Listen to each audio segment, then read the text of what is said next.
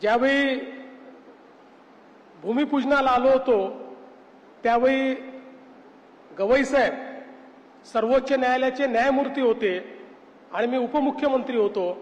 आता ते सरन्यायाधीश झाले आहेत आणि मी मुख्यमंत्री झालो आहे।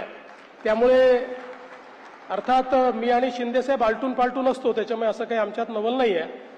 पण मला एक गोष्ट या निमित्ताने सांगायची आहे की बरेचदा उल्लेख होत असताना गवई साहेबांमुळे कोल्हापूरचं खंडपीठ झालं, इथलं न्यायालय झालं किंवा अनेक न्यायालय झाली असं आपण सांगत असतो।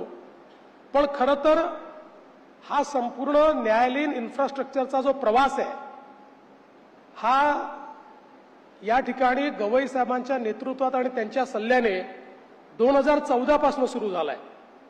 ज्यावेळी 14ला मी मुख्यमंत्री झालो त्या काळामध्ये इन्फ्रास्ट्रक्चर कमिटीचे प्रमुख म्हणून किंवा वेगवेगळ्या भूमिकेमध्ये सातत्याने गवई साहेब हे सरकारसोबत त्यावेळेचे जे कोणी मुख्य न्यायाधीश असतील त्यांच्यासोबत एक प्रकारे सरकारमधला आणि न्यायालयातला दुवा म्हणून कुठे इन्फ्रास्ट्रक्चर तयार झालं पाहिजे, कुठे इमारती तयार झाल्या पाहिजेत, त्या लवकर कशा होतील याकडे सातत्याने ते लक्ष देत राहिले।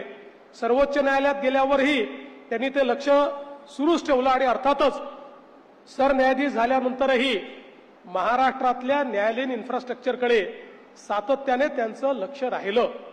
पढ़ते रहिए fight against criminal daily newspaper.